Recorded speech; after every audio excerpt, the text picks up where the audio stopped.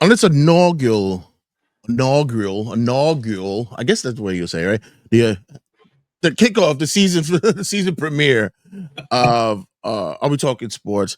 I wanted to have a sense and a feel of when you're sitting around in a sports bar, and just the most common language that's there that occurs is uh sports, period, and it's usually something to um something that occurred to me recently, especially where we frequent, that there's a club, there's a sport, it's like a whole community of people that's gotten into the FIFA, the Premier League, and soccer. But the one person I knew has been around for the longest, who introduced me, who showed me some of the ways about this, kicking it with the Keef. And I'm still I guess a soccer version. I am. But what the hell brought you into it? I did this because I know there was a conversation that we had with brother AJ. Which, by the way, do you see what the game is playing right now? Yeah, you made me smile. Yeah, yeah. So you being an Arsenal fan, and then he being a Chelsea fan, I said, "Well, brother, what better way to have my brothers just have a game going on while we speak?" So, but what got you into to the whole soccer thing? Because now it's just a a great push that's been happening in the past few years in America. So how did you get in first? So, out of respect, we're gonna ban the S word moving forward. Oh, okay. Out of respect, we're gonna ban the S word because we are Americans, but we're gonna idolize, we're gonna acknowledge the beauty of football, the Mm, proper terminology. Uh, proper. proper. When I fell in love with this sport, you're gonna laugh. I remember I used to have a good group of friends way back in the day, and they would always talk about it. And by the way, this is amazing that you're playing this up there. Oh my god. Trying to concentrate because this looks awesome watching this. This is actually amazing, right? This is so dope. Well, Um, this is pro football. good. Vamos. Sorry. This is so dope. This is so So cool. this is for shout out to the modders who did this. This is actually pro football. I believe it's 2015 with the modern rosters. I don't know. Yeah, I saw that. It's pretty cool that you did that. You modded this, right? I didn't mod it. I got it from somewhere, but This I is know so people who know dope, people. Yeah, bro. but this is This for is so cool, bro. the PS2. Yeah. Could you imagine this NBA Live 2002 with like the now rosters like that too? That would be fire. So I don't know if you were a big NFL 2K player. I used to like. I mean, I wish it would come back because Madden is awful. So I found NFL 2K5, Mm. and it has the mod with a modern day roster on it. Oh, that's so dope. That's gonna be the That's next. so This dope. will be Oh, the next episode we do. well, back to your original question. Again, props to you because this is so cool. I fell in love with the sport. I remember I used to have friends always talking about it. I'll never forget. I was very ignorant. I was very American, and I'd be like, I would never forget. I remember I would say this. I was like, I wouldn't consider a sport if you can't use your hands. And I was really, really ignorant. Great save, by the way, Devin Ryan. Um, and I just genuinely was being ignorant to the whole thing. And one day, I had a conversation with myself, and I said, probably best if I like maybe stop being so ignorant and give it a chance.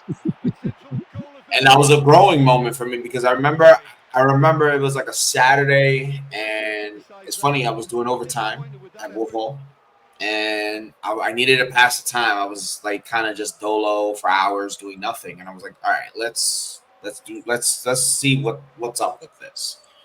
And and I've watched the World Cup in the past. I did the whole casual thing, and I enjoy like those moments. You know, when Germany won, when Spain won, when Italy won.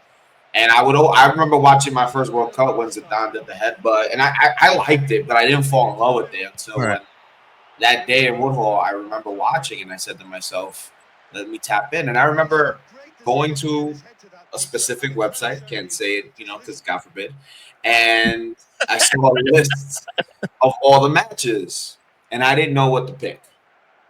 And I was like, all right, like, what am I looking at here? And I remember seeing the team, Arsenal, who I love to this day. Since that moment, I said, let me click on them.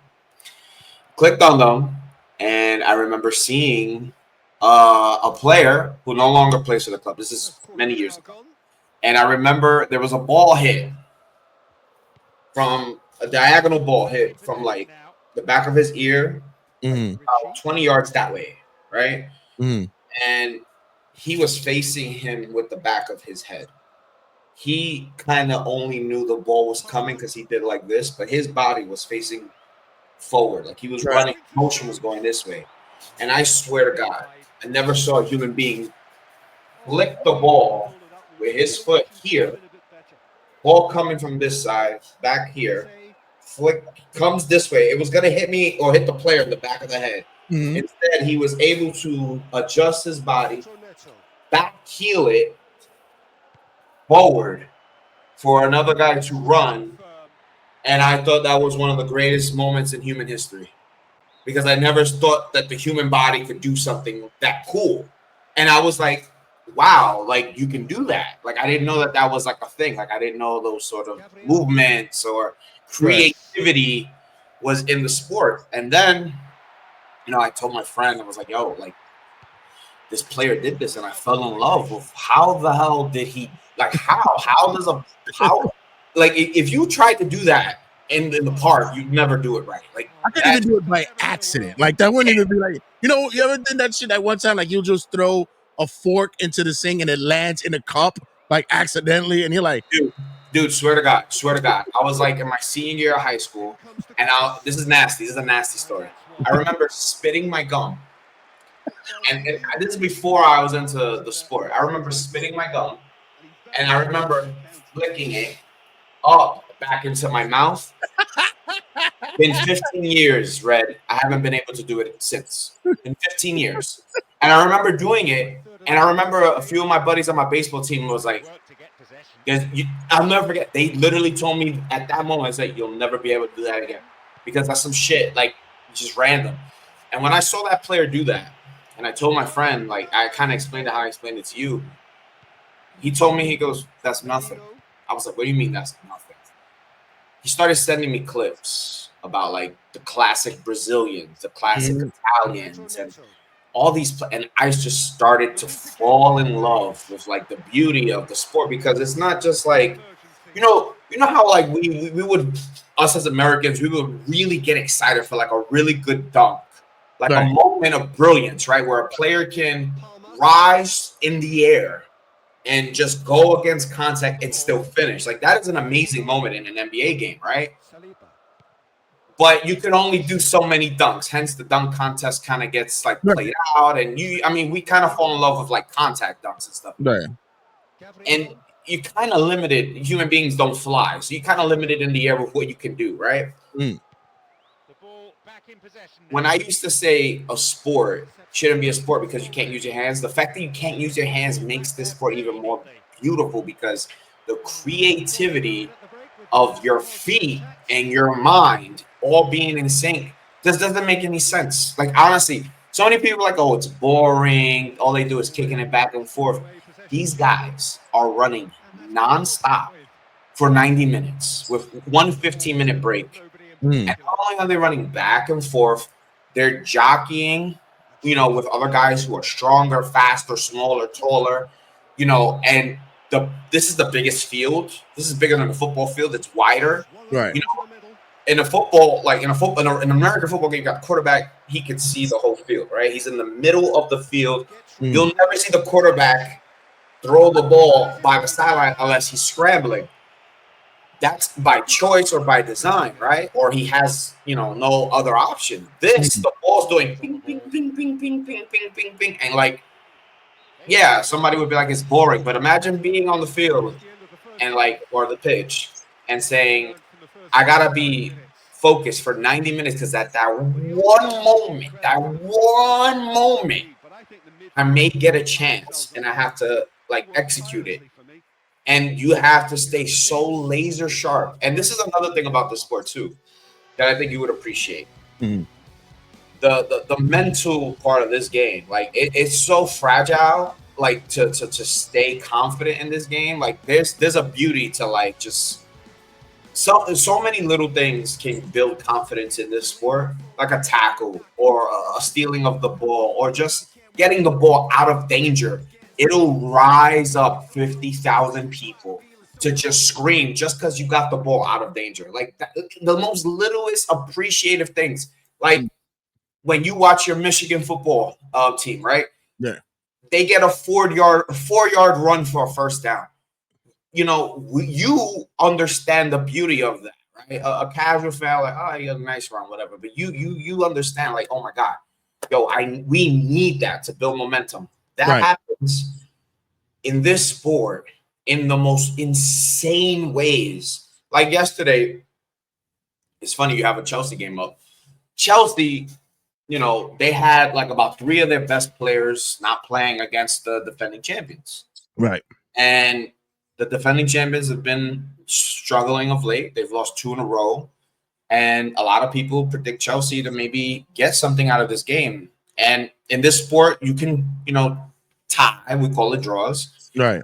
And a lot of times people will consider that draw, you could say, a bit of a win, or you could say like a letdown because you should have won, you know, stuff like that. But a lot of times when you're playing in a game that's been a draw for like 90% of the game and you snatch it at the end, it can turn your whole season around. And they did that. Chelsea were able to win in literally the last moment against the defending champions Liverpool in dramatic fashion.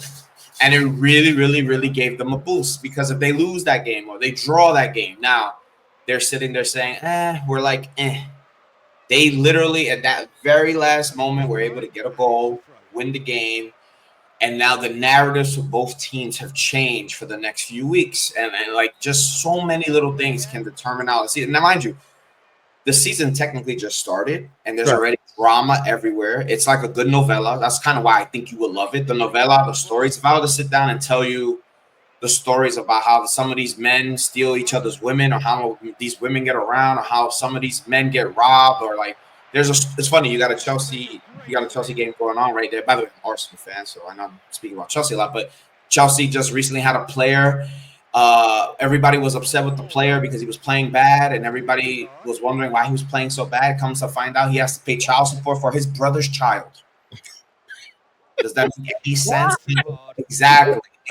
But that sort of shit happens in this sport. There's so much weird drama in football, and it's so funny that the media in Europe, like, they don't care. They don't hold punches. Like, we always talk about New York media with the Yankees, the Mets, the Knicks, the Rangers, whatever. Yeah, it's pretty rough, but you go overseas, it's truly like no holds barred. Like, they'll have your whole life out on the streets. But anyways, I guess the point that I'm trying to get to answer your question, long-winded, is that there's never a dull moment. It's beautiful, it's entertaining, it's drama-filled, and truly, like, when you fall in love with a club, and I've told you this, it's one game a week, kind of like the NFL, where people fall in love with their club for that, like, those few hours. In this sport, it's not only one game a week, sometimes there's 2 games a week, but like every day there's a story, and like you have to, like, you're just attached to it. It's like truly like this amazing, like just drug you can't get rid of. It's just a beautiful thing, honestly. When you when your team actually wins something, it means so much more. It just means the world, honestly. Yeah, I'm still working on it, still trying to like get into it a little bit more, trying to find something out. I remember early on I would play the FIFA games on from on the Super Nintendo, Genesis, those era games, and they didn't have the clubs; they only had countries. So that's the only thing I stopped playing once they started bringing in like the clubs and the leagues, like La Liga and stuff like that. So I didn't really pick up the game, but when it came to, like you mentioned, the World Cup is going to be here next year, and it's so interesting to see how many people are fans, and how's it going? Wow, pricing wise, it's crazy, isn't it? I got a story for you. So I obviously wanted, because we were gonna New York is hosting the semis and the final here in MetLife. I I remember signing up for like super early sales, but it was like a randomizer or Mm, like I guess like wasn't like a randomizer. It was just like you got to get lucky in the draw, right? And I signed up early and I got picked. I actually got picked. And I remember looking, and the way they do it is so we're going to have games in Canada, games in America, and games in Mexico. And certain games are going to be in certain states, in certain parts of Mexico, certain parts of Canada. right. And obviously, I'm just curious to see what the final is going to look like because, I mean, how can, to say you went to a World Cup final is crazy, let alone it's in your hometown, whatever. But the point is, I was curious. So the way they do it is they do it in packages. Like, they don't do like, oh, I want to go to this one game, right? So for me, we found out we have some Portuguese in our family, so we root for Portugal, whatever. Um, so I want to watch Portugal, whatever. Ronaldo's probably his last World Cup, yada yada Mm, yada. And I would like to maybe see him, maybe Argentina. There's some clubs I would like to see, but the way they do it and the way they get you is that you got to pick a package.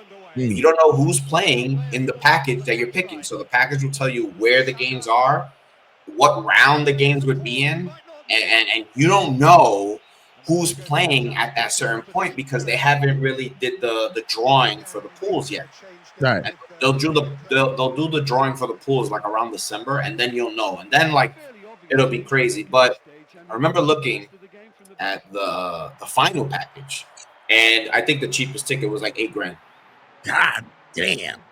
8 grand. We're talking about TKO numbers.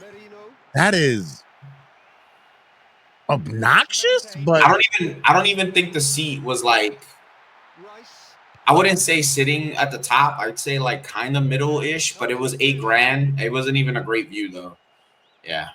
And that's but again, you don't know who's playing. So it's like I would go like if there's an opportunity where I could just watch one stage match like early on in the tournament, watch Portugal versus I don't know, like Chile or something like that. right. And like Boston, I'll drive up, I'll watch the game, say I went to a World Cup game, call it a day, no big deal. Probably gonna run you 200-300 bucks, Mm, which is okay. But then when you get to the final here in New York, I guess not only is it also to about a sporting event, not to get political, but we all know that yeah. the World Cup attracts the world. And when we talk Right. about people in the world in America, our president kind of has an opinion about that, and there's danger. I mean, at the last World Cup, there were people sneaking in through the bottom of the floor, like people Yeah. were Yeah. going through tunnels and stuff. So, I mean, it's an interesting time for New York, let alone America, to have a World Cup. I hope it goes well because to your point, here in America, we're getting a lot of fans, and Yeah. for a while, you know, the men have been pretty poor. I think the last World Cup they showed out better than they should have, even though they were pretty bad. But the women have been driving this sport here in this country. The women have been absolutely incredible. They have been like the standard for Right. winning in this country. The men, I don't even think. I think this World Cup is going to be a little bit rough for them. But the fact that now you start seeing kids in the street with the jerseys, you start seeing like more people in the parks with a soccer ball. You start seeing more bars like promote a game to come Yeah. early on Saturday. You start seeing, we didn't see this years ago. That wasn't a thing. And I think this sport it is the biggest sport in the world for a reason. But now, like, if it was to get big over here, because it's a moneymaker, Red. Like, Hmm. it not to compare it to wrestling, but like we know that at the end of the day, the WWE will always be okay because it's just money when it comes down to it. Like Yeah. they generate the most money, their wrestlers make the most money, they're on the biggest stage, and it'll always be around. Like, the second tier company will be okay, but it'll never be bigger than WWE. With this sport, you start looking at the amount of money, like we all went crazy for Juan Soto making $800 million. Yeah. These teams, like there's plural, there's teams that are worth multiple billions. and like motherfuckers can't win a game, and you're over here scratching your head. How the hell? Like, you know, like Chelsea. It's funny, we're bringing up Chelsea again. Chelsea a few years ago, you know, their owner spent like $1 billion in 2 months. You know, Liverpool last year, this summer, to defend their title, spent $500 million. My club, Arsenal, they spent close to $500 million. And let me tell you, it's like this. Like, you think, oh, I'm going to spend all this money and just be better. And it's not like that. It really isn't. People love to see, you know, the big dogs fail. You also get a lot of underdog in this sport, like a lot of underdog stories. I mean, some of the best underdog stories, like, just win your heart over. Like, my club, we just recently signed a creative player. His name is Eberichi Eze. He's incredible, by the way. This is a very this man is driven heavily by his faith, and his story just makes you like very emotional. When he was young, like I think he was 5. His father and his mother, obviously, they're working multiple jobs. They're trying to get him into these academies in England, and everybody's telling them, no, kid, your kid's not good enough. Kid's not good enough. He goes to Arsenal's academy, tries out, and Arsenal tell him, you're not good enough. And that broke him because that was his club. And his dream was to play for Arsenal. He goes to these lower tier, you know, academies, and he starts building a name for himself little by little. Finds his way going up the English football ladder. You know, he starts really low, and he's just building a name. And, you know, his dream, no matter what, was I need to play for Arsenal. And he got to a point where, you know, people were like, yo, this guy is like top notch. He's going to find himself at a big club. And this summer, Arsenal go and they purchase his rights. And like, you know, you start hearing about the struggles his family went just to get by, just, you know, to have the kid play. And they weren't making any money. And they just knew that if the more he played, he would probably eventually make it. And he did. And not only did he make it, he got to a point where his club, his childhood club that told him that he wasn't good enough at like age 12 or 13, said, you know what? We want you back, and we want you back so bad. We're going to give the club that you play for right now $70 million to get you here. All right. Damn. Yep. Because we at your age, at age 12, our smart asses said, you're not good enough. You can't come to our academy at that stage. So what happened? It made him stronger. It made him work harder. It made him believe more in his faith. And that made him into the player he is today. And Arsenal right now, because of that player and because of the fee they spent, are considered championship contenders. But like, look what the kid had to go through. You know what I'm saying? You get that all over too. Like guys in Italy, there's so many stories about African players having to migrate to France and to take citizenship in France just so they can have more money, because if they were to stay in Africa, they'll never be recognized. It's really, really crazy.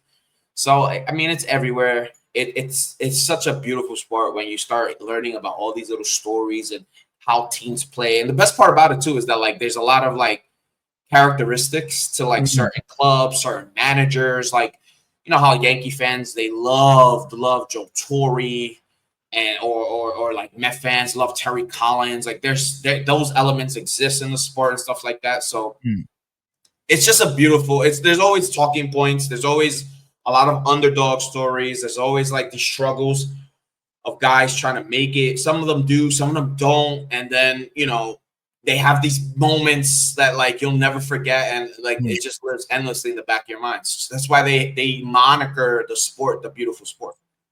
Speaking of like the monitor, like just the beautiful sport and how they go and, you know, create these athletes who end up becoming legends. Like, you know, I'll be walking past and there'll be people who have conversation. You hear about players like Mbappe and stuff like that.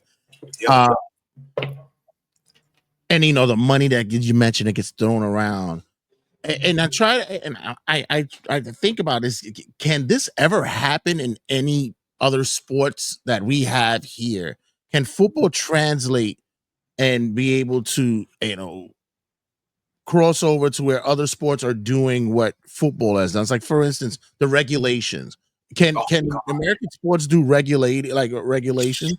Brother, I think that's why I fell in love really and I kind of like get to the core of why I fell in love with this sport, and why I really mainly fell in love with the Premier League, the league in the United Kingdom, where I mean, all the major clubs in Europe, like the French league, the Spanish league, the German league, everybody believes in relegation. They do it a little differently each league, but it's pretty much like, you know, you sit there as a baseball fan, right? I'm a big baseball fan. You're a big baseball fan. You sit there and you're like, you know, you feel bad for the Pittsburgh Pirates, right?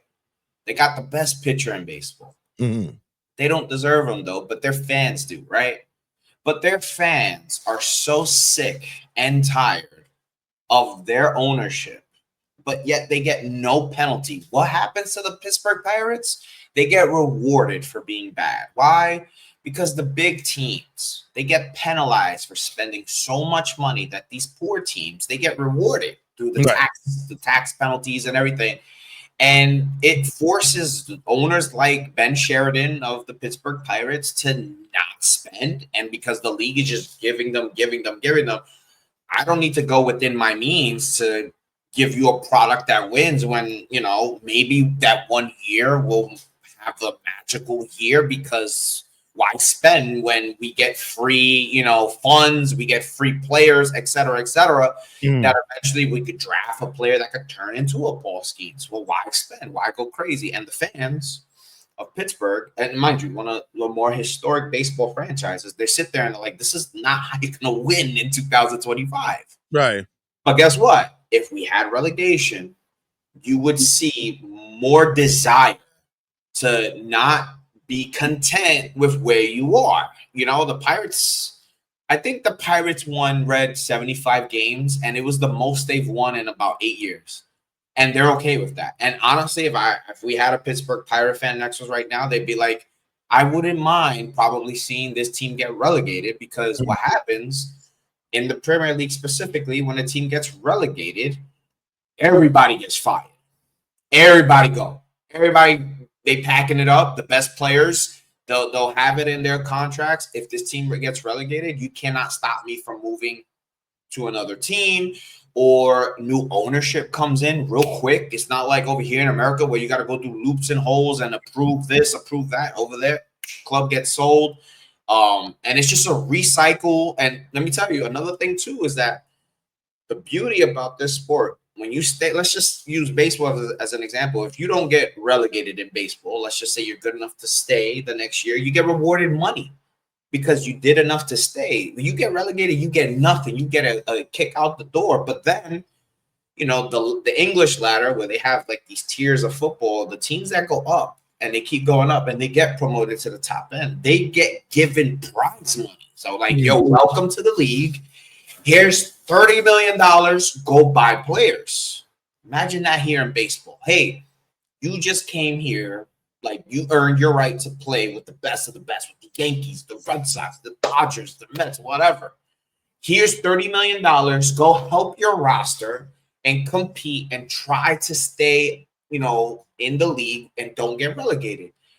To me, that just breeds competition. But we don't have that here. In the NBA, bro, the NBA just drives me nuts, because I don't like the NFL anymore, but the NFL does it the best because there's more parity in the NFL, even though like it seems like Mahomes wins every year. But if you can stake for a good year in the NFL and then get that quarterback in the draft, everything will change. But in the NBA, you know, unless you're drafting LeBron, Kobe, whatever, you're going to draft a cool, you know, first round or whatever, but that's it. Like, the team can't go out and spend within their means. There's a salary cap. Like, the Charlotte Hornets have been ass forever. And they were able to draft LaMelo Ball, one of the best young talents in the league. They don't surround them with shit. What? And guess what? These rookies in the NBA, the minute they get drafted, they get a 4 or 5 year deal, making 7 figures. They're millionaires before the age of 25. They don't know any better, so why win, right? Like, I feel like the NBA's competition has dropped dramatically, and I feel like the NBA, to me, is the biggest sport that compares a lot with football, where they could benefit from relegation. Like I feel like the G League or the whatever they call it now, you could build up a club where they can probably have enough players to maybe get promoted. Like, is anybody truly watching the Washington Wizards? Anybody? No, yeah, no. I don't think people even can tell you 4 or 5 players on that team, let alone like it's been what 15, 20 years since the Wizards were relevant with Gilbert Arenas. Like they're just a bad organization. Why are they even here? Right? Like there's a free wins for the Pacers, the Knicks, the Celtics, etc. I think that the NBA would benefit. Another thing with the NBA, like who won last year? It was Oklahoma City, OKC, right? OKC won. Shea Gilgeous-Alexander MVP, cool. Does anybody even care if they won 60 games or anybody? No, doesn't matter. I think in the NBA they would benefit from a point system that we have in soccer. One win gets you 3 points, right? A loss, you get nothing. If you go into overtime, both teams should just be able to get 1 point. And if you win the overtime, then you get the full 3 points, right? So even if you go into overtime, at least you leave with 1 point. The other team can steal 2 more points. That's kind of how I would do it. But then you would really have like the playoff bracket show you who really earned everything, because they say it all the time in the NBA. Like up until the All-Star break, no one gives a fuck. Nobody cares, yeah. They care. Nobody's watching games like that. Like we'll watch the Knicks because we're sicko Knicks fans, but like no one cares about the Knicks versus the fucking, I don't know, the Pelicans. Like what the fuck? Like we all, like no one gives a fuck. You know what I'm saying? But you know, the Knicks got to play Oklahoma City. We're going to tap into that because those are 2 teams that want to win. How many years have the fucking Brooklyn Nets recycled and given away draft picks and put together these amazing teams when they were already washed? Why? For nothing, just to put fans in the stadium. They're not trying to really win shit. That's what it is. I'm sorry, I'm like long-winded. It just feels like the competition in America, to me, like, I don't know, it doesn't look, it feels like it's hollow. You know what I'm saying? Right. It feels like there's not true encouragement for winning no more here. Like there's no penalty for being mid. Like it's one thing to be ass. There should be a penalty for being like middle of the road and just accepting it. If like shit happens, everybody gets hurt, whatever. You can't do nothing about it. But if you're like, yeah, we win 78 games in the league, we'll be fine. Or you know what? Let's get into the play-in tournament. Because what the fuck? Who gives a fuck about a play-in tournament? Yeah. Who the fuck? Red, why are we rewarding the 10th seed in the NBA? Like it doesn't make any sense to me. That was cool for the pandemic. We were trying to get people to fall in love with the sport, trying to engage like competition. Nobody gives a fuck if the Sacramento Kings are the 10th seed. Like nobody, like it does nothing. There has yet to be a play-in team to alter the playoffs dramatically for it to even still be around. Yeah. So why have it? You know what I'm saying? Yeah, that's one really big aspect of football that I said I'm really interested in learning about the relegations and stuff, because that is such an interesting aspect. And like you said, the NBA would really benefit for something like that. The NHL, they use the point system somewhat in their score, so that's something that's from the football as well. But I think that isn't like the NHL playoffs like one of the most exciting playoff tournaments because of that. Like even though nobody really watches hockey, but that's like a brilliant idea, you know? Yeah. And I want to talk more about this down the line. I think we got to do an extra part of this because there's more to this that I want to get into, especially when it comes to deciding a club and how movements happen. But I'm gonna call for my tab. So where they can get you at and what's upcoming. I know we had a horrible ending to the season, and it's just the Mets are gonna do what they always do, which is be the Mets and do what they do. But if I was to real quick, I also take everything I said here and compare it to the Mets. The Mets tried. Even though they were abysmal, they tried. So I can't really give them shit. They have this philosophy that just is backwards. but they're attempting to win. So I can't, you know what I'm saying? Like, I'm cool with, you know, whatever. They fail. At least they fail forward. I give them that. Like, they're not like the Nationals who traded away Juan Soto for all these kids and they still can't break 80 wins. It's been how long? You know what I'm saying? Yeah. That's just my take on that. But yeah, where you can find me, honestly, I'm not really doing much social media, but you can find me on Twitter, kicking it with Keef, or you can find me here, talking to you. You know what I'm saying? We're gonna have much more to talk about, not only here but on other shows and episodes on New York Wrestle Media. And first episode of Are We Talking Sports? And what a way to kick it off! Oh my god, I love the video game stuff. Oh please, that's gonna be the whole thing. Since we can't show real games, I might as well just like do simulations and have it on the video game. I was watching it. I was like, oh my god. Also, yeah, Arsenal did win. They did. So, as always, guys, don't go away. More to come on the season premiere of Are We Talking Sports here on the New York Wrestle Media Network. And as always, don't go anywhere. Catch you guys in a sec.